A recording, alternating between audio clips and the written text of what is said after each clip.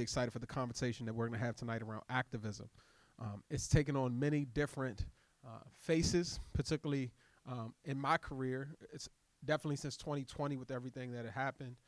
And these two individuals have been on the forefront of what that looks like, not just from Baltimore, before a national audience. So without further ado, I'd like to introduce our first panelist for this evening, Miss Brittany Young. Can we give a round of applause for Brittany?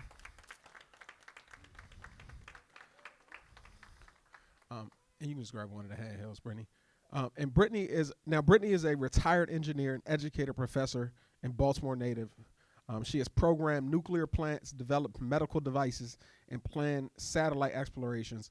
But she finds the most satisfaction in her role in education, particularly in problem solving and service to her community. After the incarceration of her minor brother as an adult, she became empowered to create the solution to funnel talent, which is now known as B360. B360 is an organization that utilizes dirt bike culture to end the cycle of poverty, disrupt the prison pipeline, and build bridges in community. Through STEM education, community engagement, workforce development, and events, the organization is changing the perception of engineers and dirt bike riders. Brittany was the first black woman, Baltimore native, to have a TED Talk, the first black person ever to receive the prestigious Bessie Stringfield Award, and is currently creating the first ever campus for dirt bikes and education in the country. Can we please give a round of applause for Miss Brittany Young?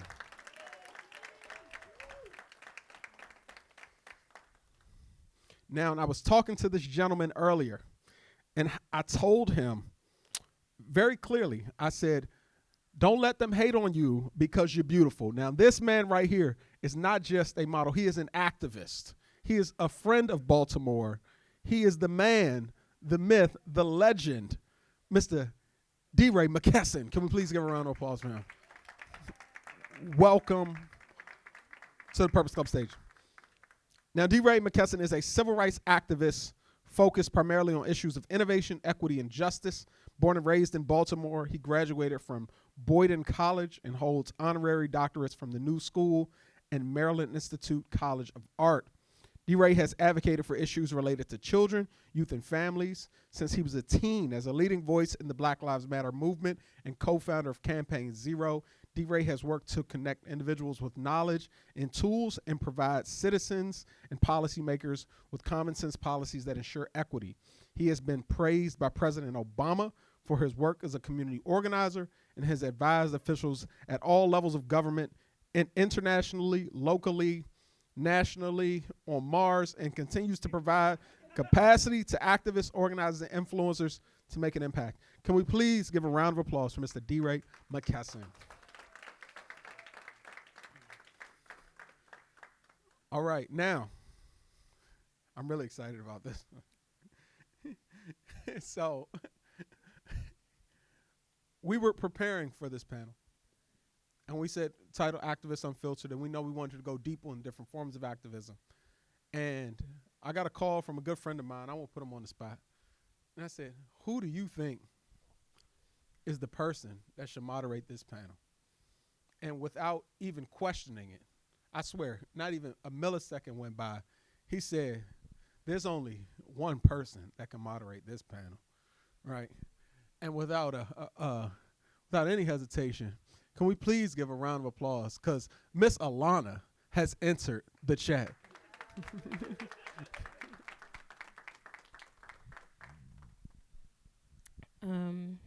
I also have a very long, wordy bio. I want you to know that it sounds just as good as theirs do. My name's Alana Nicole Davis, and I'm going to be your moderator for this wonderful conversation, Activism. What is it, Unfiltered? We already had a bit of an unfiltered introduction to the space as we were getting, do they still say packed up? Like when somebody's like talking about you bad? Your age showing. What do they say? I don't even know. What do they say now? You know the Y'all don't know what the language is for that? They wouldn't know. They wouldn't know. Anyway, Baltimore was getting dragged, Not as they say in the beginning of this. But I'm so excited to be here with you guys. Hi. I'm talking to y'all. I say it's because I know you. I'm like, come on. I mean, girl. yeah, I know Brittany. Yes. I don't know some of you. What's your name with the red locks? Beautiful locks. Hi. Hi, Kayla Moore. What brings you here? Honestly, I just love to be in spaces where I can learn from other people doing the work similar to what I do. I do too. That's what brings me here tonight. Really, it's my friend Hanif. That was the friend that Darius called. We're all a part of this amazing group called Breakout. We get to be in where? Miami next week, right? So excited for that. Looking forward to that. Anyway, we're going to get into the panel because I know they paying me good money to stay on topic. So we're going to stay on topic. This is my water, right? Yes. I'm a little eccentric, if you haven't figured that out yet. Let's see. So you guys are both activists in your own right, both community organizers, both people who care very deeply about Baltimore City. I do too. You know, I want to see the city thrive. I want to see us thrive in it. I think it's important that we center our own health and wellness and things like that as we're moving forward in this work. I think community is an important part of that. Being in spaces like this when we're with people and we can have conversations about our work in an unfiltered way. You know what I mean? I think that's important too. And so I wanted to get a little bit into your work. Tell the folks a little bit about what you do for folks who don't know who you are, if they've been living under a rock, or maybe they're not on Twitter. I want to start with Brittany immediately to my left. Brittany Young, you are just that girl. Darius already sang some of your praises. I called Hanif earlier and I said, Hanif, I don't know what to wear because if I do like the urban boy style, I'm not gonna kill it how Brittany be killing it. Cause she be putting on that Pierre Moss and the shoes and I'm not good at the tennis like that. So then I did these. I like it. We like shiny. Come on. I like shiny. Right, we like shiny. So, but I wanted to get into your work. I've interviewed you several times about B360, about the work that you're doing with dirt bike culture in Baltimore City, what you're doing to sort of change. Tell the folks what you're changing, because people might not even know. Because if they come from D.C., and I don't know what they do in D.C., eat chili or I don't know. But They had that fun earlier, right, Alana? Go ahead. Land your joke. that was for Darius, not the other Yeah. D.C. people. Yeah. So what's B360? What are you working on? I mean, so me, born, raised, never leaving Baltimore. Park Heights. Yes, 21215. I'll just always start with that because what I'm changing is how Black people show up. That we can show up as our best selves, and we can know how smart we are, and we can know how talented we are, and we don't have to challenge everybody's norms just for our own standards. The way that translates is just my background is chemical engineering, so I worked everywhere from APL to NASA to CoverGirl, Procter Gamble, you've named it, I've done it. How that translates now is we work at B360. So those people you see popping wheelies in the streets, we work to get them out of traffic, to do safe spaces, dedicated programming, and so much more. Right? Think of like when you went in middle school and they had that problem, like the train that's leaving from Baltimore that's getting to DC, you gotta figure out the time. Who riding trains? Why do we care about that? But when you put in the context of the dirt bike that's going down the street and you're trying to figure out the time, right? Young people can better grasp it, better grasp the concept. So every day we work with people as young as 4 years old. They can be girls, they can be boys, anything in between, who love dirt bikes because that's our sport in Baltimore City. It's also in D.C., Miami, Cleveland, Chicago, list goes on. And we work also with policy and legislation to make sure that instead of people going to jail for dirt bikes in Baltimore as a misdemeanor, we better look at how we can have safe spaces. And then the motorsports industry is a $32 billion industry. There is not one single helmet that can fit my head because no one thought about black head types, right? And so we intersect public policy. Same way there's skate parks in cities, we need to have dedicated safe space for dirt bikes. The same way motorsports riders can have helmets, we need that for black people. And then also for education, all black kids should know that they're smart, period, point blank. And that's my gift to this world, to make sure we know how smart we are.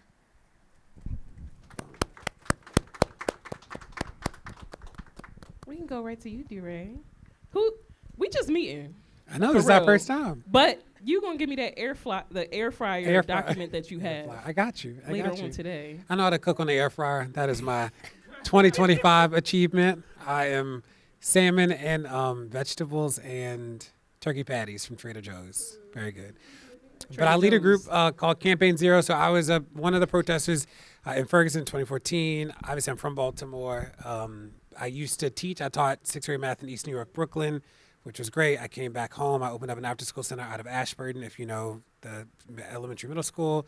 So did that and then worked in the school system. So I trained and supported a third of all the new teachers in the city for 2 years. I was the #2 human capital in city schools. And then the protest started, so I did work around police. So I lead a team of 40 now. So we do work around police, prisons, and jails across the country, which is cool. So some of the work that you might know is you obviously know Breonna Taylor was killed. Every state that restricted or banned no-knock raids, we wrote those laws. We did laws in 25 states around police use of force. We did the law here in Maryland, getting rid of the law enforcement officer Bill of Rights. So we do 30 policy campaigns across the country at the same time with the goal of eventually doing 110, because we do believe that we can end police violence in this lifetime. That is like our belief. The good news, we're going to publicly release this in a couple of weeks, but we have a team that wakes up every morning and logs the people that the police killed the night before. So the police killed 3 people a day in this country. And from the 2024 numbers, it looks like it'll be the first year that we have 1 state that killed nobody and 14 cities that have killed nobody. So slow progress, but it looks like the numbers are not moving in the wrong direction would be the best way to say it. You know, we're not afraid to put a stake in the ground. So some of the policy stuff that is really complicated is I think the activist space got really good at identifying the problem. And that is a good thing. We can't fix it till we can name it. But I think that people sometimes get nervous about putting a stake in the ground around what the solution would look like. And what we say at work is this idea is that making decisions means making mistakes, and that's just a part of the decision-making process. So some of the cool things we're working on is there are 38 states that have gang enhancement. So if you're in a gang and commit a crime, you get like an extra penalty. What we didn't know until we did this is that in 30 of the 38 states, the number of people in a gang is 3. The highest number of people identified in a gang is 6, and that's DC. There's 1 state where 1 person can be a gang. And it's those sort of things that are really interesting that we spend a lot of time trying to like undo or poison pill or like tweak. We're doing another campaign on drug-free school zones. So every state has drug-free school zones. You've probably seen the signs like you're in a drug-free school zone. They're all bad. In some places, they're not just schools. So in places like Alabama, the zone is 3 miles, so 15,000 square feet around every school and public housing project. That means the entire cities of Montgomery, Tuscaloosa, Birmingham, and Selma are all zones. And if you get caught and convicted in a zone, you get a mandatory 5-year sentence without the possibility of parole. In Missouri, the zones are 2,000 feet around every park, 1,000 feet around every school. 1,000 feet is 2 football fields. That is a lot of space. And in Missouri, your drug crime gets upgraded to a Class A felony, which is murder. So like we spend all our time on those sort of issues. We would say if the everyday person can name the criminal justice issue, it's probably something we don't work on, not because we don't care about those, but a lot of people are already working on those sort of things. So we try and figure out what are the other things that are screwing people's lives up that we can fix. And we think that the system is knowable, and because it's knowable, it's fixable. Thanks for sharing that. Everybody give that a hand clap. That was a lot of information. I hope you learned something. The work you both do challenges narratives about Black communities that are often perpetuated in mainstream media. How are you often sort of combating some of those narratives? I know that it's hard. I know it's personally hard to be named in media, like to literally for somebody to write your full name that your mama gave you and connect it to something really negative. You know what I mean? Like that happens to us as a people every day. It happens to you as activists, as community organizers, however you might identify. And there's probably people in the audience who can resonate with that too. So how do you strategize with that? How do you combat that? And how are you using it as a tool in your work to further yourself? Because, you know, haters going to hate, but the work has to continue. Not. I try not to focus on that part too much, but the narrative stuff is a huge part of my initial work in the protests and certainly the work that we do now. I'll ask you, what percentage of people incarcerated do you think are in a private prison? Anybody who guesses? I'm assuming most people have like heard the idea of a private prison, but what percentage of people incarcerated do you think? What is it? 90? 90? If you think it's above 70%, raise your hand. Okay, if you think it's below 40%, raise your hand. Okay, so the number of people incarcerated in a private prison is a little bit under 8%. It's much lower than people generally believe. And that actually matters because when we go into cities or states and try and push people on doing something around prisons or changing it, if you think that companies run all the prisons, then you've effectively let the legislative people off the hook. You let the governors off the hook. You let the mayors off the hook. Another thing, if I call my father raised us, my mother left when I was 3 and my father raised us. And if I called him right now and said, Daddy, what is the most important thing I've ever taught you? He would say, DeRay, I didn't know that prisons and jails weren't the same thing. He thought prisons were like the really bad jails. And it actually matters. If you don't know that jail is where you go before conviction, prison where you go after, then when we say that people should be able to vote in jail, you looking at me like I'm crazy. But we're like, well, jail, you would be home if you weren't in jail. Like they are sort of the same thing in terms of your conviction status. So when I can remind people that those people haven't been convicted, they believe very different things all of a sudden. Now, we still need to work on the way people think about prisons. But like the narrative work around helping people understand what's true and not true is actually much bigger than people believe. And that is so much of my work. I spend most of my time around police or around the issue of police. And what I say to myself is the idea is that the crazy is what we're in, not what we want. So when I think about the demands we make, we always try and make them seem really simple. Like I'm not out here yelling about the world I want to build because I'm yelling about the crazy thing that's happening right now. So when I talk about the police, I'm like, do you need a person with a gun to tell a 10-year-old to stop yelling? No. That's an easier way for me to talk about the school to prison pipeline than to say school to prison pipeline. Do you need a person with a gun to tell somebody that their tail light is out? No. And that's an easier way for me to talk about traffic stops than to talk directly about traffic stops because people can see it differently. And that narrative work, I am reminded now, is like much more work than people believe. Give him a snap, right? Because I'll let you go first because y'all see what he did? He didn't answer Alana's question, right? But he controlled the narrative, right? And that's what I like to do too, right? That's like, so to answer Alana's question, right, it is you control your own narrative and you answer what you want to answer and you also know you don't have nothing. Can we curse? Yes, we don't have shit to prove. And so my favorite thing about the work that I do has been rewriting a new narrative, right? I don't pay attention to none of the bullshit that always gonna come. Right, but I love seeing our young people and their stories be escalated and grown, right? People have never heard about black kids from Baltimore, shoot, none of adults, right, who work at BGE, who do ride dirt bikes, who travel the country, who've been in Charm City Kings. I don't support that movie, but, you know, like who actually It wasn't good. It wasn't. But we're going to leave it over there. You know, who get to tell their own stories, who get to host press conferences with their mayor, with their legislators, who go to Annapolis, right? And so for me, it's all about what does the narrative, not just being black from Baltimore, but just being a black person is. And for me, it's just simply existing. And if it's not about just baseline existing and how we can be joyous and celebrate ourselves, it's not worth my time. So, of course, people will write bad things. People are going to come at your neck, but you have to figure out what to give attention to. And as I said, snap, snap for how you redirected the people. And me, I just don't care enough, right? If you're going to come at a bad story, it's going to be 20 more good ones. And the problem I have with media in general is people pay attention to the bad stuff, not the good ones, right? How many people know in Baltimore we've decreased crime by 75%? One person raised their hand, right? Right? How many people know our mayor has been winning all these lawsuits? He got one against Trump. He has one against Glock, right? So that's what I mean. It's like people choose to pick on the bad parts. But if you actually grow the good parts and the good stories and we own it, nobody can tell us shit as black people. And we don't have to also fit in white spaces. And once you control that narrative, it controls everything about you, your organization, and your programming, and yourself. So I like what you just did because I do that too. But also, I also don't have to. I just say, I don't give a fuck, and I don't. Ashe.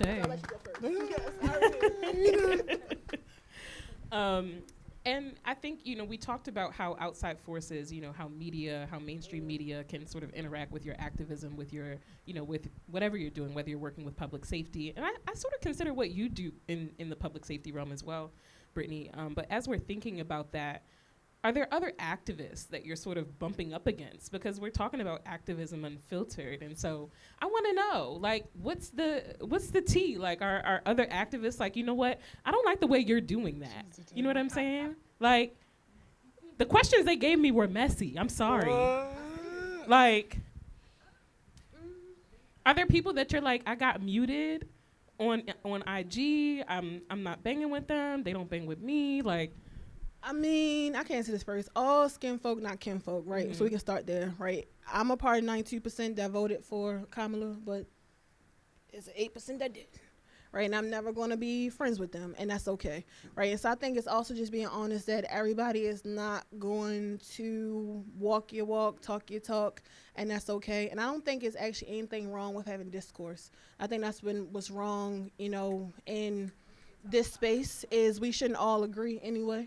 What I think we should align on is how as black people we move forward and progress together.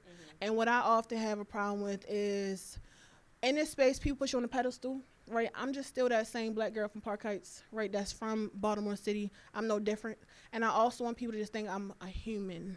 So every day after I do these panels and these talks, I go home and I be myself, right? And I think we just haven't aligned in that best way.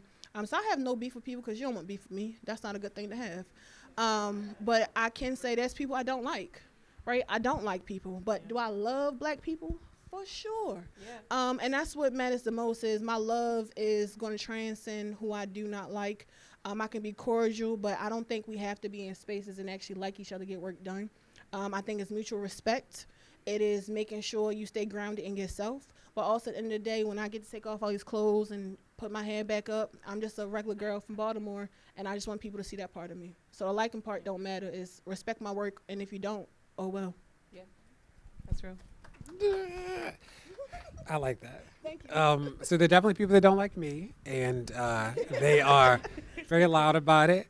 And, there's a part of it that I appreciate that people feel very passionate about a lot of things. I wish they would feel less passionate about how they feel about me. But, it's interesting. The people that I don't like, I sort of don't ever think about. So I'm always interested in the people who don't like me, who spend a lot of time thinking about me. That is That is not how I spend my time. But like Brittany said, I never thought about harmony as being the metric for success in the movement. That I didn't get in this work so that I could sort of build a family and da-da-da. Like, a community is really important to me, and we can be in community, and community is shared values. It is not always loving each other as family members all the time. The third thing that I would say is, I have read most of the critiques generally that people have said about me, and they fall into a couple buckets, but probably the thing that I'm most confused by is people feel really strongly, who I've not met or who sort of hold certain beliefs about things that they might have heard. And I'm always down to have a conversation with people. Like I'm on the board of Teach for America. Some people hate Teach for America. I'm happy to talk about classrooms. Some people don't like that I went to middle school and high school in Catonsville, and they're like, he's not from Baltimore. So I'm actually always down to have real conversation with people. I found that not everybody is interested in a conversation, and that sort of is troubling. But, 10 years into this particular type of work, I am confident that I can show my work, and that my work actually speaks for what I do. One of the things that I'm nervous about in the movement, not about my work particularly, is that I've been in most places around the country around activism, and there are groups of people who feel like the issues are their issues, and that to work on this issue, you need their permission. And the only person I owe anything to is the blood of Mike Brown. That is it. So I'm never asking for permission. And we work with Leslie. I meet with Leslie, Mike's mom, every week. We fund the scholarship program in his name. Leslie doesn't celebrate August 9th, so we don't celebrate August 9th. We celebrate his birthday, May 20th.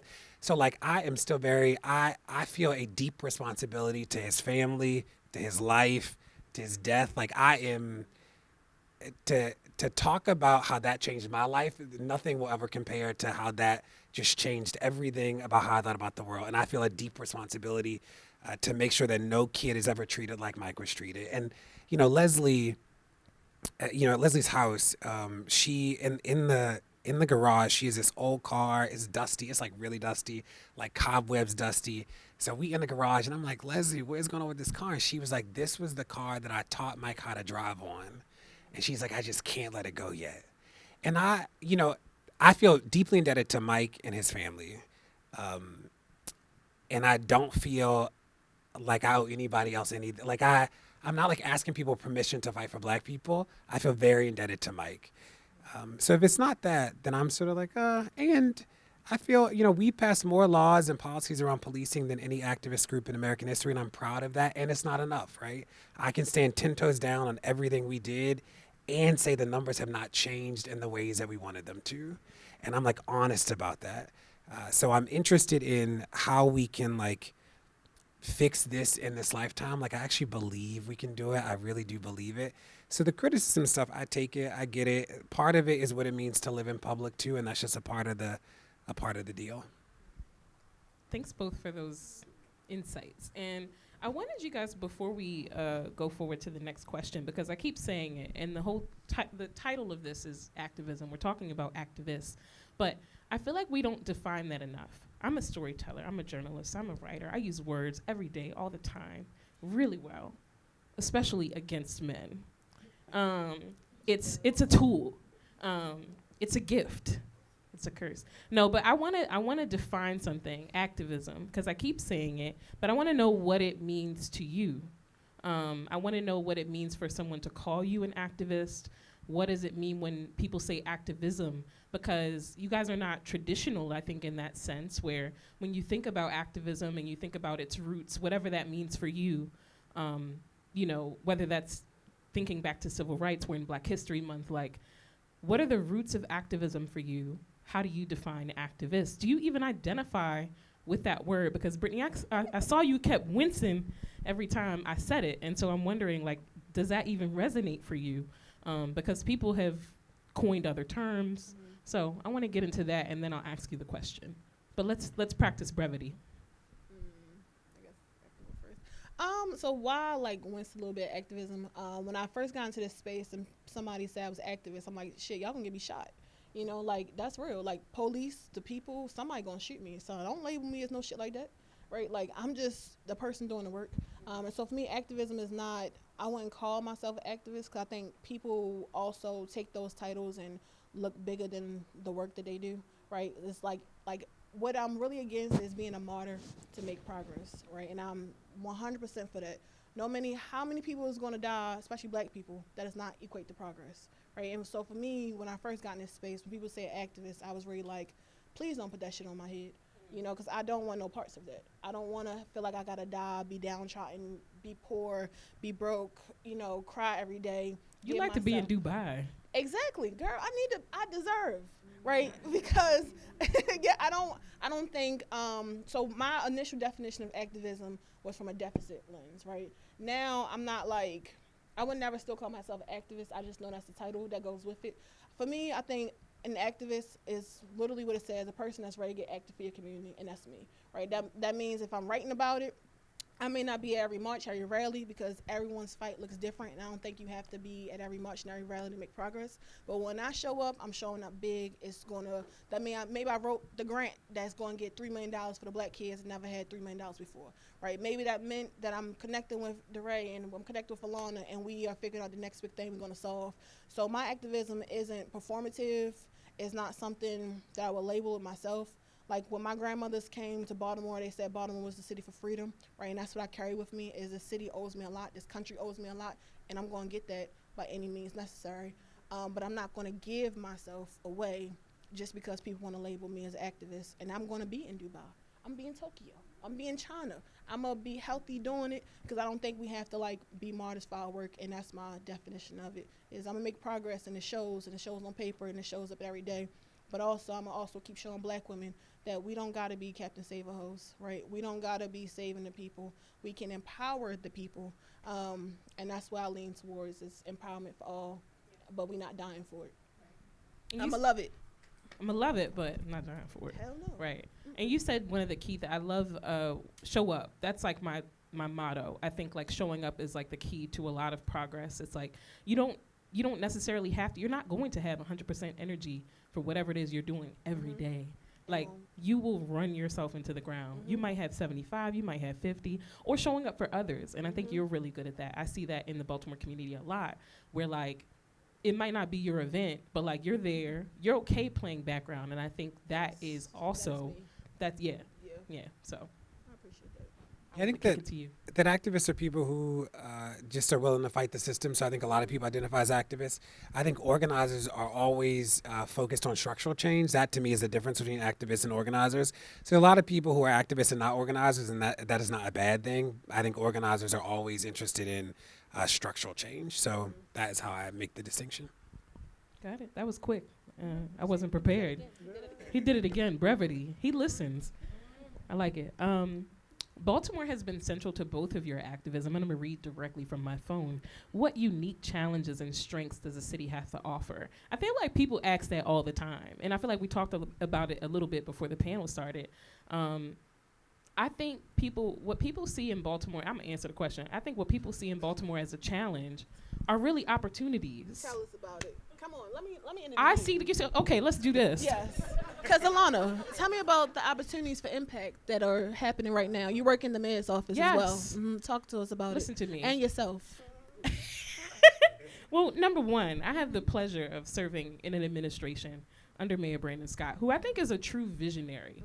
And I think mayors before him didn't have that gift and they didn't have that calling on their life, because he has like an anointing. And I think that's what people don't get, is that he's really walking in his purpose. This man is not doing what the other mayors were doing, I feel like. And we also have the pleasure of having like a governor. We've got also Brooks now. We've got like this lineup that is like really poising us and positioning us for funding, for support, and for real vision. And that's what Baltimore needs, is a revisioning, right? Baltimore has a real trust deficit.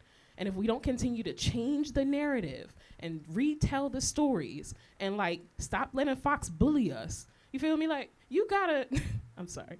Come on. We have to change the narrative of what Baltimore is. So even though it says like, what are the strengths and what are the challenges? Like, we know that there are challenges in communities like Baltimore.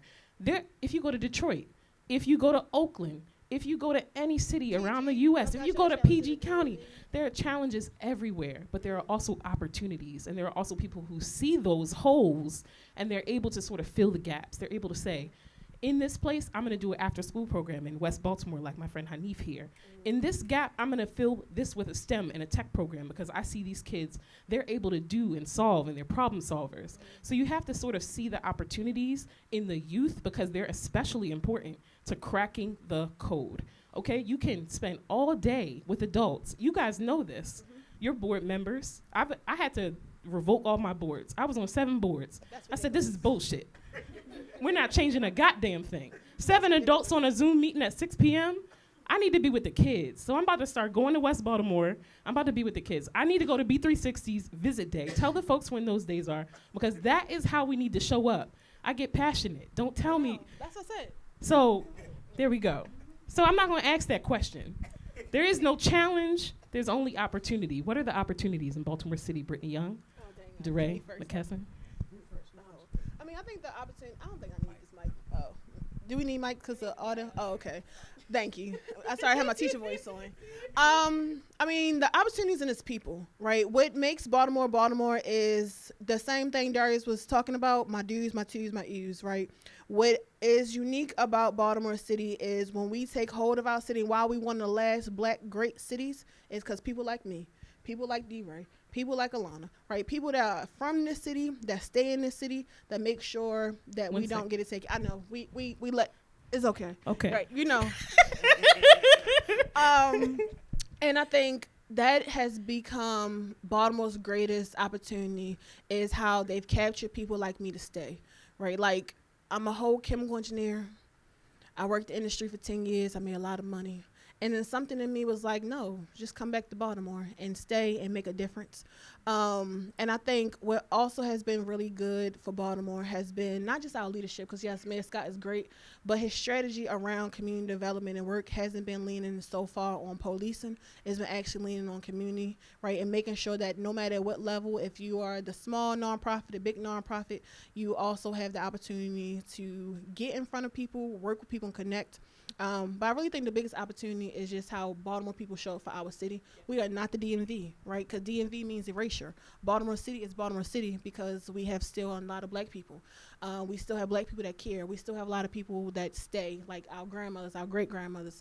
And I'm looking forward to me having great-grandkids one day who also live in this city. Like I said, it's that freedom that this city owes us, and we're not afraid to take it, hold on to it. And you said we're getting bullied by Fox. We can't get bullied by them, right? That narrative doesn't matter, right? So I think what is really promising for Baltimore is just us realizing that we are that gem, right? We won the last fights for Black City, and just to hold on to that no matter what the obstacles going to be. Yeah, I'd second everything Brittany said. The two things that I am always struck by with Baltimore is that the government is a huge part of the city. I think when we went to the school system in Baltimore employs as many people as the city itself, which is just a wild sort of thing. And some of the problems that I remember we tried to solve were just like really, really big scaled problems. So we were one of the first cities to have an after school strategy that like was like every kid should have an after school program, and we like figured it out and did it. You probably saw the Baltimore Banner article about all the kids who aren't on the bus routes in the school system. If you saw that, Yes, yes. Crazy- good crazy story. Data reporting. good data reporting. But what it Yes. didn't say is that Baltimore City Public Schools is the single biggest user of taxis in the city. We taxi in single occupancy taxis our special ed kids and our homeless kids every single morning. And it's like these big structural things that you're like trying to figure out how to do right by people, and the structure is just hard, you know? Or even the jail. Baltimore City gave up the jail in the 90s, so the state runs the Baltimore jail. And the public health people call the Baltimore jail the overdose factory, because what happens is that, as all of you know, Baltimore is a city, most of us are proximate to people who struggle with addiction. And when people go into the jail, they don't get treatment. So their tolerance drops really low, and then they go out and use as if they could use before they went to the jail. And the likelihood of dying in that first 2 weeks is something like 100% greater. So the overdose spike in the city is almost directly attributable to the way people rotate in and out of the jail. So I'm interested in for the first time we have groups of people who acknowledge these problems as opposed to like run from them or ashamed by them. And I'm interested to see us like fix them for a generation, because Lord knows, I think about like the addiction problem in this city. Like I think about my family members who have needed a treatment bed and just like there was none. And you're like, that is crazy. You're like, this is really hard. So I'm hopeful that we can like figure those things out. But I've never seen a city that loves and cares for kids as much as this one. And I've been in a lot of cities. It's really, it lies in the youth. And as we're getting ready to close, so I only have time for like one more question, and then we're going to drive right into Q&A. So I hope the audience has some things that they would like to say. But I wanted you, before we get off the stage and before we get to Q&A, to tell folks, I think people think about meaningful change. What can I do? You know what I mean? Like, if I'm just everyday Jane Doe, like I'm sitting at home, I'm going to rewatch this, I'm on YouTube right now. What can they do to drive meaningful change in their cities, in their communities, on their blocks? Yeah, I'd say that the internet has warped people's sense of scale in terms of people making a difference. I was talking to a state legislator, and I'm like, well, how many people matter who like reach out to you? And he's like, Dre, if 25 people send me anything, an email or like call our office, it is literally a crisis. He's like, 25 is a crisis. 10, he's like, is an issue I got to deal with. He's like, 25. He's like, form letters don't matter. So if people just got to click a button, we don't read those. But even if people write us poorly written emails about a topic or call and leave a voicemail, like he's like, 25 is literally a crisis. And like, that's not what people think anymore. People, you're used to seeing like 100 likes on a thing or that. And it's like 25 is a critical mass. It's crazy. So I remind people that like, you calling actually does matter. Now, the hard part is that the system is not designed to give you that feedback. Like they're not going to call you and be like, ooh, that call really mattered. So like if you need the feedback, you're sort of screwed. But it does actually matter, and it matters at much lower numbers than people believe. I would say leave the preconceived notions behind and at home. For the best of everyone, I think a lot of times, again, in these spaces, people come with, I'm going to save the people mentality. You can't save people, right? We are not God. But if you come with, how can I put my best foot forward? And again, that small little thing, maybe you just bought little Timmy a sandwich that day. And for us as B360 personally, you can go to b360baltimore.org/donate to, sow a seed in a young person. So it can be monetary, it can be volunteering. And I would say also look into your own communities. I think a lot of times people come to Baltimore like, let's solve Baltimore's problems. Work on your own problems in your own city first. Grow it deep, see if it works. And then maybe when it works, y'all can come talk to us about it. That's so real. Gonna give my unasked for advice. Everybody should tell their own story. Yes.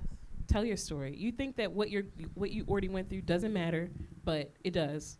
Every little thing that you went through is sort of lining you up for meaningful change. I think that's important. I want to get to the Q&A. Clap it up for the panel.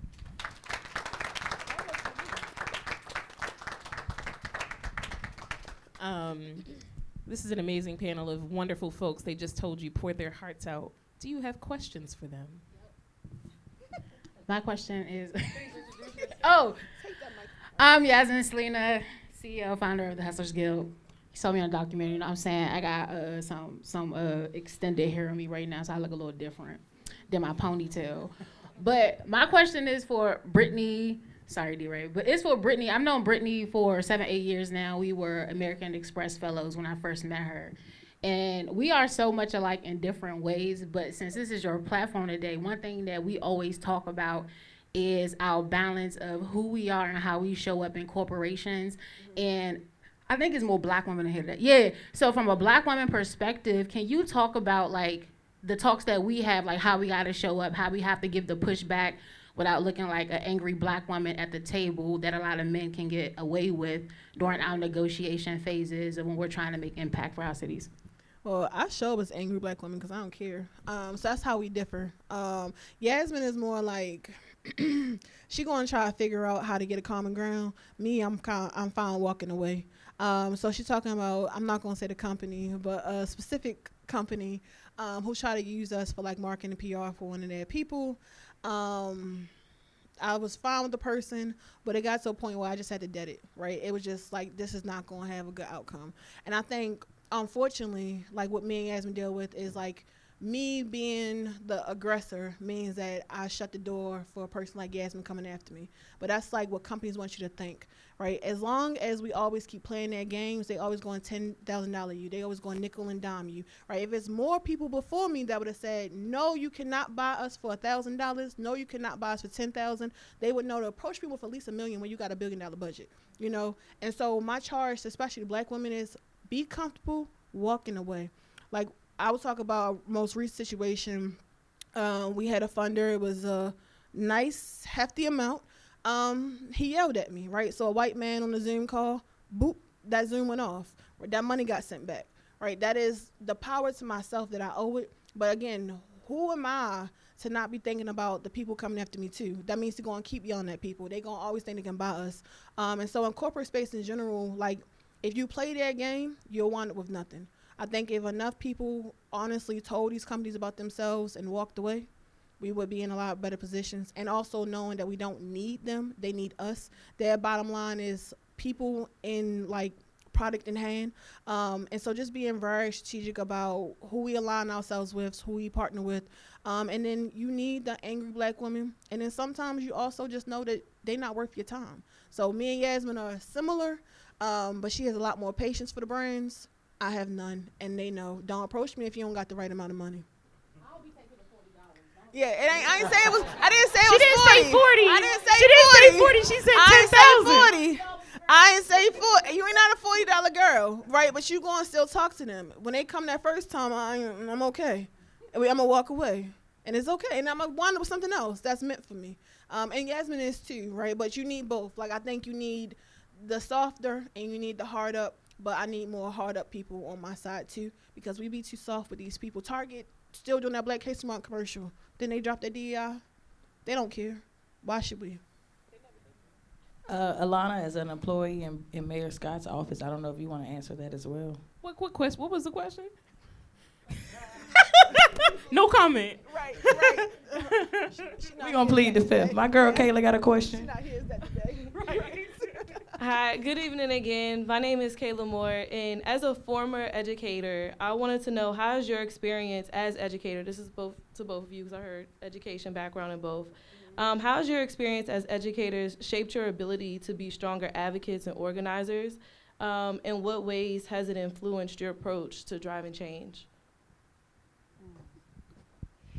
I taught sixth grade math, which was great, and one of the cool things about teaching math is that you see kids come in not knowing a skill, and then you like see the skill build very clearly. Like I remember teaching my kids what a negative number was, and I remember the day they didn't know, and I remember how cocky they were at the end when they could do these really cool expressions and equations and da-da-da. So my patience with like helping people understand policy and all that stuff is definitely informed by the classroom. And the after school center that I ran out of Ashburton, we had kids from 3 to 8 p.m. 3 nights a week. So it was a long time with, we served dinner. and then we had them 5 days a week during the summer. And it made me a believer in programs. It was like, I understand the power of programs in a way that I didn't appreciate when I was a participant. When I ran one, I was like, oh, I get it. By the time I'm letting you home at 8 o'clock at night, they are like, you going to bed. You know what I mean? It's like we have had homework help and da-da-da. So that has been really, really important. And it's made me appreciate the way that policy impacts real people's lives. Because I think sometimes people in the policy space get disconnected from like the way that it is impacted. But when I worked in the school system, I deeply understood the way decisions like impacted real people. And we worked at scale. So it was like, we had 10,000 employees. And so when we made like a random decision, I was like, oh, I know what that feels like for a teacher. So the last example I'll give is in Baltimore City, we had an old rule that so most women take maternity leave consecutively, like they don't take it intermittent because that doesn't make sense. But fathers sometimes want to like take 2 weeks off, come back to work, take 2 weeks, and we can grant that. But in Baltimore City Public Schools, we had a flat out rule that we denied every single request for intermittent leave. I didn't know it. I was the chief, so my name was on the forms. So this random teacher emails me. He's like, hey, DeRay, you run Human Capital. I want to appeal your denial. And I'm like, I've never seen this man's name before. So I emailed the benefits woman like, hey, did we deny this guy's leave? And she's like, yes, we deny all intermittent leaves. And I'm like, well, his principal's on the email, like she approved. I'm like, why did we deny it? So I go to them and she's like, well, legal told us it's too complicated to track. So we just deny them all. And I'm like, well, that feels like a crazy policy. And the principal and the teacher is like, we worked it out. This works for us. So I'm like, I go to legal. Anyway, we undo it because I have the power to undo it at that point. And it was like the right decision for the school. It was the right decision for kids. It was the right decision for everybody. But the system had said like, we're not doing this because it's hard to track. And because I remember what it was like to be a teacher or to be in schools, I was like, we'll just deal with the lawsuit if somebody randomly sues us on their FMLA. But like, I think we're going to be fine, So I'm happy that I got to do those before I started to do structural work because I worked with enough people who never ever worked in schools or never worked with kids, but have really important jobs and make decisions that are just so disconnected. So fast facts, I just realized this. My first school I taught was Ashburton, and my executive assistant is actually she was in your after school program. No way. Yeah, 'cause I'm thinking about the time. Her name is Deja Wilson. That is crazy. Yeah, she's it's 25 a small now. city. Small. That is crazy. Small. Cause I'm like, Ashburton. Yeah, right. Small world. And for me, how it shows up, how B360 grew was because of the young people working with me being an educator. So I was a technology teacher. I taught pre-K through 8th grade. I had 5 damn computers. Right? How you gonna teach the kids with 5 computers? Exactly. Wow, at Ashburton. Exactly. And back during that time, I had this thing called free time. Right. So I was an engineer, a college professor. Doing something else, and then a teacher, which was crazy.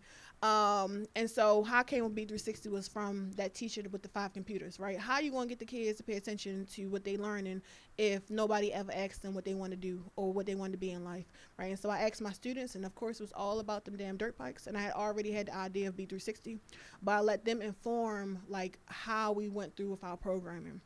And then how it grew was they got older. Right now they're 19 years old, my first 5th graders. And they work at B360 because we created a workforce program for them.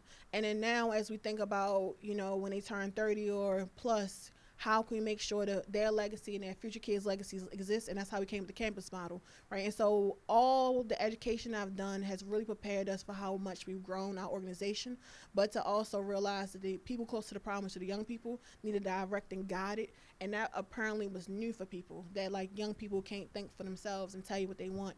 And just really working in like the system framework in general, but really just working with our kids and really seeing how they've grown has been my favorite part. I never plan on being an educator because it's kudos to teachers. Hell no.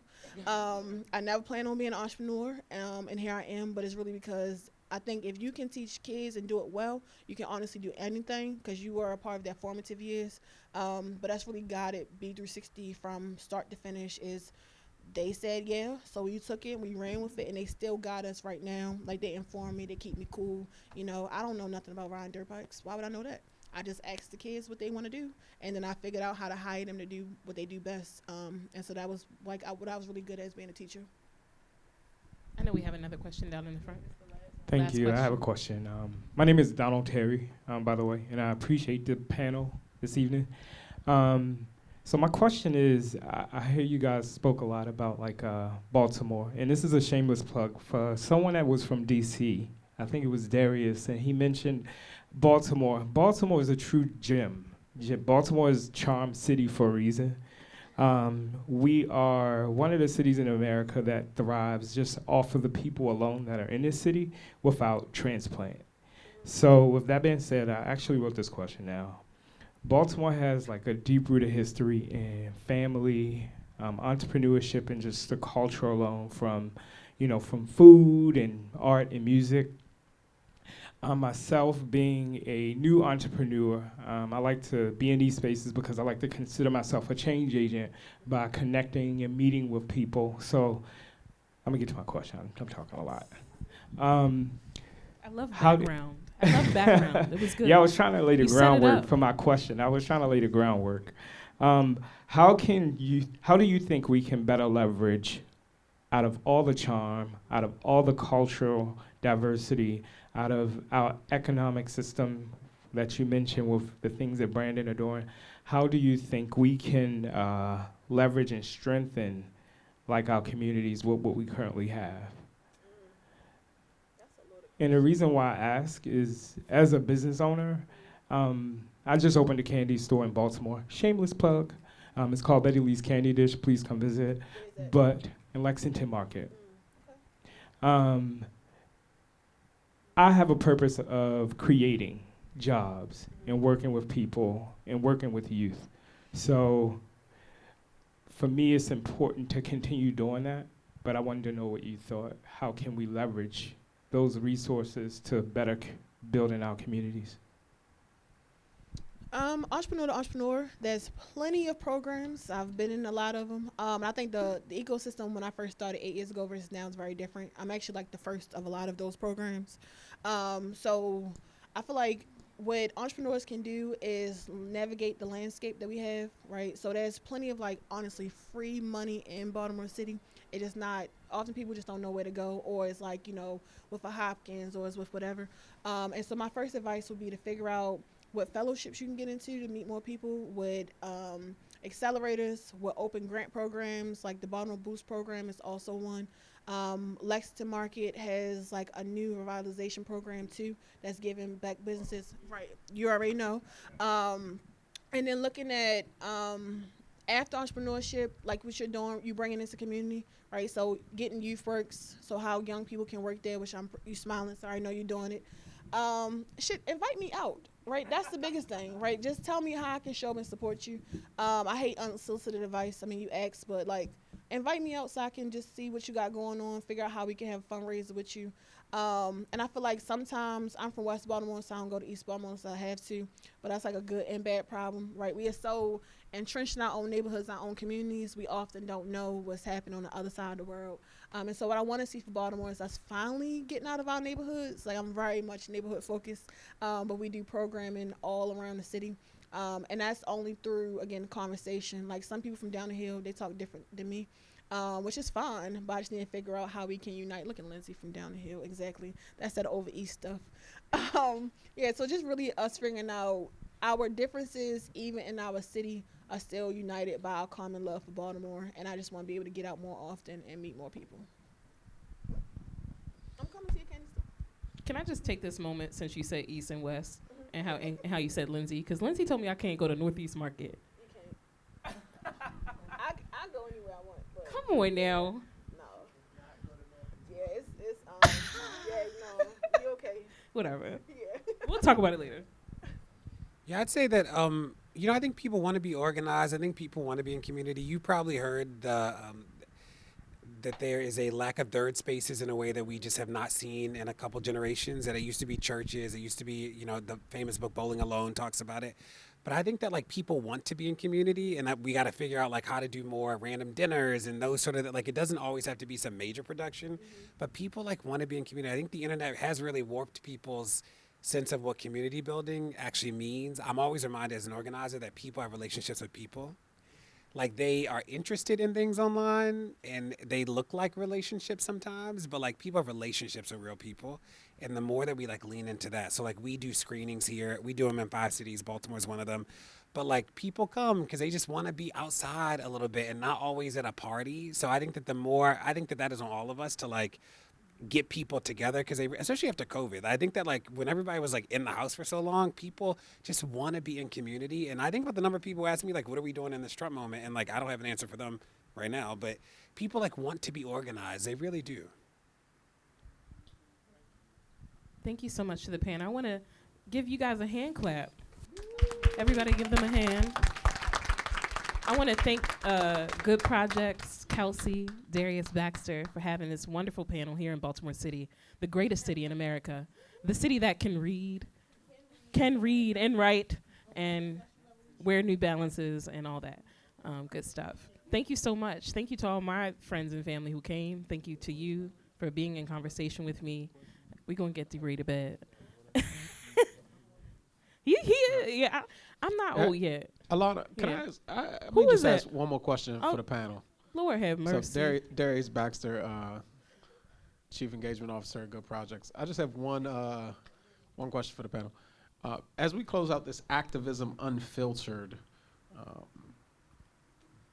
Purpose Club stop, just a quick question, both to Brittany and D-Ray, what would you guys define as an activist in 2025?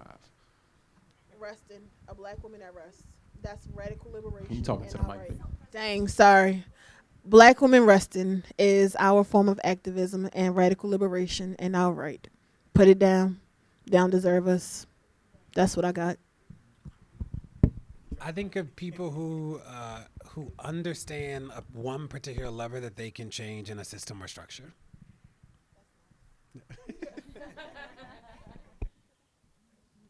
So with that being said, can we give the panelists and our amazing moderator a round of applause? I hate to put a mic down. You saw me. All right, guys. So before we lose you all, can we please just, for one last time, and I need everybody in all of Baltimore to hear this, can we please give our panelists and our moderator a round of applause, please?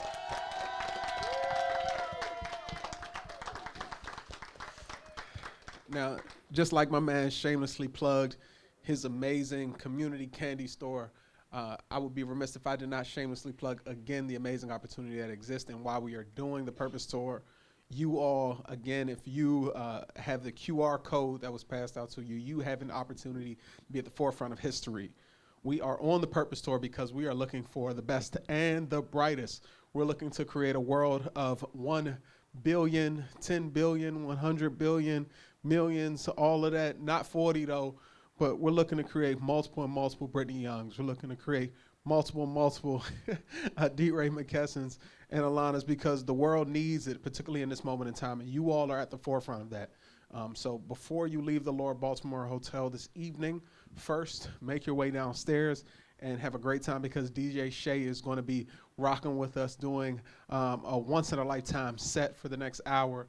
But also go on your phone, scan that QR code, nominate someone for the Black Justice Fellowship, and then when the voting round opens on March 16th, make sure that you're one of the first people to vote for somebody from Baltimore. All right? So with that being said, I want to thank you guys for taking time. Thank you for being brave. This was not an easy topic for us to cover, but it's one that you guys led with your heart. So with that being said, this evening is not over. At this time, we are going to transition back down to the lobby and bar area. DJ Shay, to the best of my knowledge, is already set up and waiting for us. The first round is going to be on Reggie. The second one is going to be on Reggie. The third one is going to be on Brittany because she says she got that big boy bag and she only takes that. All right, no? No? Okay, Brittany says she's not getting it. It'll be on D-Ray. All right, y'all. I'm looking at my producer here, Kelsey. Did I forget anything? Thank you, Kelsey. No? All right. And last but certainly not least, can we please, and I need y'all to clap your hands and stomp your feet, can we please give a round of applause for the Purpose Tour production team? This is our second stop. We are putting it together as we go. Ms. Kelsey's doing an awesome job. Mr. Philippe, who you see in the front, Miss Tibbs, Mr. Adam, Miss Casey, Miss Kayla. Did I forget anything? I said Adam. I already shouted out Reggie like 3 times. He's buying the drinks. He doesn't get any applause. He said he's not buying the first round anymore. No, I'm just joking. Can we please give a round of applause for Mr. Reggie? He's the one that does all the audio and visual. Miss Monica, who's not here, who's still recovering from the flu. Then all of our volunteers. Miss Brielle is here. Did I forget anybody? Ashley, Yasmin, Alexis. All right. All right, anybody else? Dreon is here. Mr. Markel is here from programming. Thank you, Mr. Markel. All right, anybody else? All right, that's it. Let's go drink. I love you guys. Thank you.